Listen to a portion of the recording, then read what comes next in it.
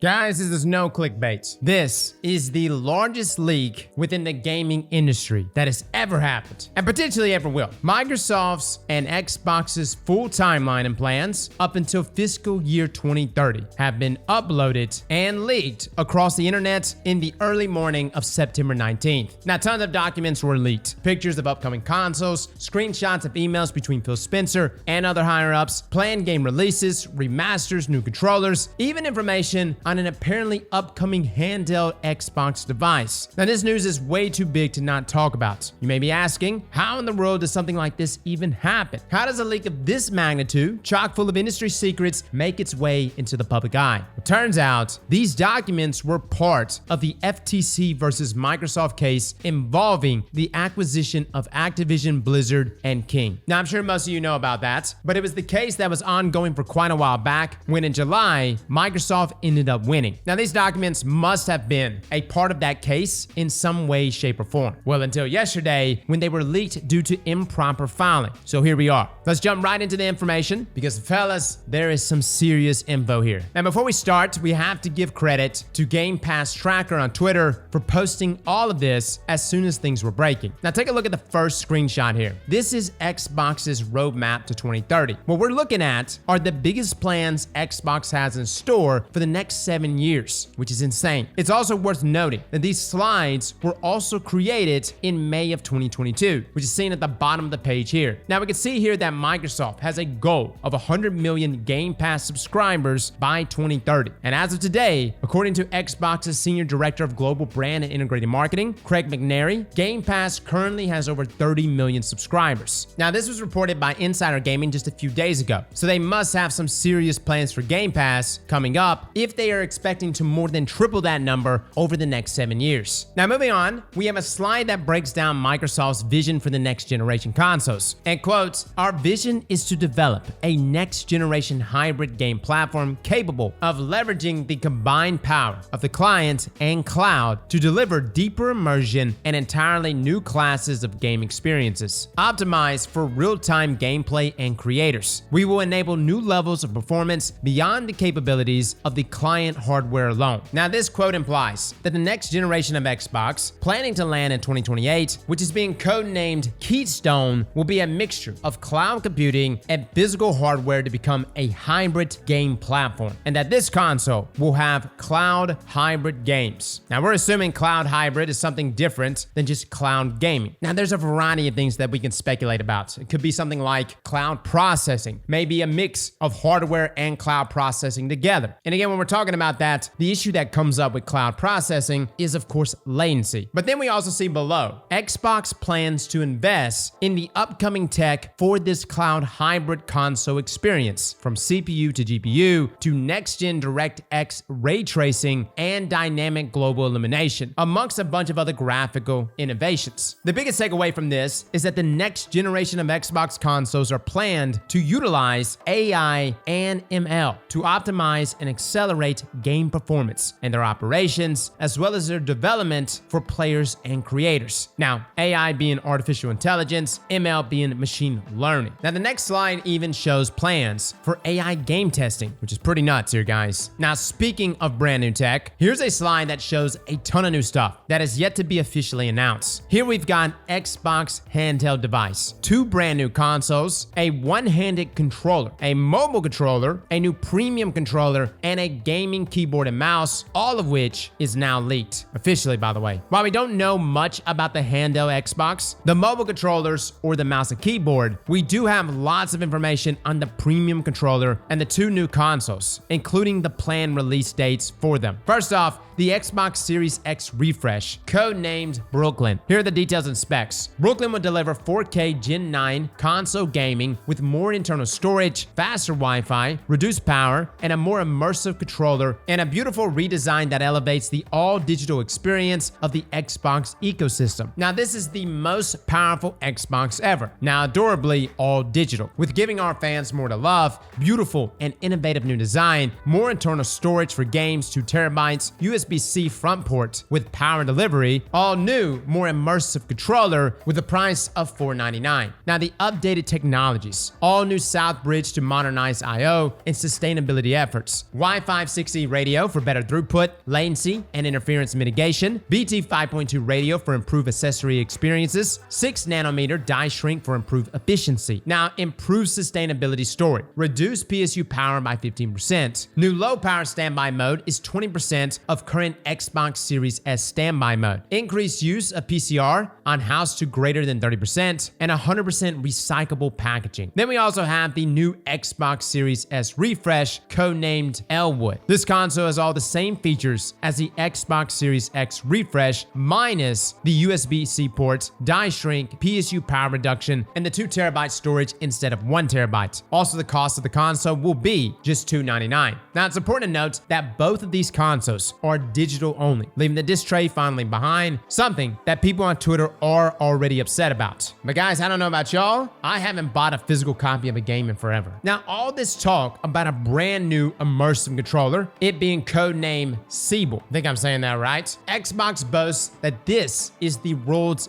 best controller with these listed features. Now, this is a new controller that was shipped with the both new refresh consoles, but will be releasing before them for $70. Now, we're gonna get to the release dates in just a moment. Now, in this next slide, we see all the specs laid out for each upcoming console, including Xbox Series X refresh in XDL, codenamed Uther. XDL stands for Xbox Design Labs, which is the service that lets you customize your Xbox controllers basically however you want, with crazy colors and other things. Now, does this mean you'll be able to customize your own console in this way? Why, yes, it does. You can see on this slide that console customization is planned, but under the not currently funded part of this graph, along with another Elite controller and something called a luxury controller. We also see the PC accessories that we mentioned before here, and in the not in the scope for the first party portion, we see earbuds, media remote, mobile controller, and the handheld system. So these might be further out, but they're still part of their goals to reach before 2030. Now, looking at the launch timelines, this slide shows Siebel, the new controller, being announced in Q4 fiscal year 2024, which again, this is their fiscal year, so this will land around April or May of next year, with the launch coming in June, right before the 2024 fiscal year ends. When the 2025 fiscal year begins in July 2024, the mid-gen console announcements are planned to happen, with both of them launching a few months after. So Elwood, the Xbox Series S refresh, is planned to launch in September of 2024, while the Brooklyn Xbox Series X refresh is planned to launch 2 months later in November of 2024, with additional storage options announced even later. Now, as crazy as all the hardware stuff, we need to talk games. This title release schedule was also leaked, and it dates all the way back to fiscal year 2020. Now, granted, we all know what happened back in 2020, which is why you see Starfield and Redfall up there set to release in fiscal year 2021, which obviously didn't happen, as we just got both of those games this past year. But some other things to note on the list are things like an Indiana Jones game that's never been officially announced, and we don't even know if it really exists or if it's currently being developed. Keep in mind, it could have been canned for all we know, as this list looks to be a few years old. Now, right under that, we have Oblivion Remaster, set to release in fiscal year 2022, which ended last July, so that's also been delayed, hopefully not canceled. We even got Starfield DLC slated for that time as well. Then we move on into fiscal year 2023, which just ended in July of this year. You've got Doom Year Zero, which sounds like a completely new Doom game, something called Project Kestrel and Project Platinum, as well as an Elder Scrolls Online expansion. Then we push into fiscal year 2024, which is where we are currently. And first up you see is the Elder Scrolls 6. I know Bethesda just announced just recently, confirming that the game has entered early development. Now, there's also an expansion for whatever Project Kestrel is, as well as a new licensed IP game, a Fallout 3 remastered, Dishonored 3, and a Ghostwire Tokyo sequel. All of this planned for the fiscal year, which ends in June of next year. Now, how much of this has been delayed? Honestly, guys, probably a lot, considering how much everything else on this list got pushed back. Now, there are a lot of codename games on this list, so really, we don't know what a good portion of them even are, or if they've already been announced. But a lot of hype there for Fallout 3 and Oblivion Remasters. Although technically, you can already play Oblivion Remaster on PC. Shout out to the mod community. Now, an email from Phil Spencer was also leaked, and this is probably the biggest thing here. It had detailed plans about about pursuing a purchase of Nintendo, Valve, and Warner Brothers. In it, Phil says that Nintendo is the prime asset for us in gaming, and today, gaming is our most likely path to consumer relevance. I've had numerous conversations with the LT of Nintendo about tighter collaboration, and feel like if any US company would have a chance with Nintendo, we are probably in the best position. Now, later in the email, he states that Nintendo is sitting on a pile of cash, and that, quote, I don't see an angle to a near-term mutually agreeable merger of Nintendo and Microsoft, and I don't think a hostile action would be a good move, so we are playing the long game. He also said that getting Nintendo would be a career moment, and honestly believe it is a good move for both companies. It's just taking a long time for Nintendo to see that their future exists off of their own hardware. Phil also talks about the possibility of acquiring ZeniMax and Warner Brothers. Now, obviously, ZeniMax deal being the one that eventually went through, but the fact that Phil Spencer and Microsoft had talks about acquiring Nintendo, ZeniMax, Bethesda, Valve, and Warner Brothers is crazy, guys. We are entering like monopoly territory, if we're not already there. These guys want it all. Now, another email leak shows that Phil Spencer was frustrated about the whole in Xbox games lineup of 2022. And this is probably due to frustration of everything getting pushed back because of COVID. But you can see right here where he says, in terms of learning, I think we need to get much better at overall portfolio planning on our games with real honesty on dates. He proceeds to go through the lineup, but you can see that Phil was frustrated with a statement here about Redfall. Quote, I think we're going to see that our next big new game launch is Redfall, hopefully, which we know how that panned out. Now, one big thing to mention here is that there was no mention of Halo at all, apart from the Master Chief being on one of the slides, although some of the codename projects could be Halo related. Now, with all that being said, do I think Xbox will be able to achieve acquiring Nintendo? Dude, that's going to be a tough one. First, we have to ask ourselves,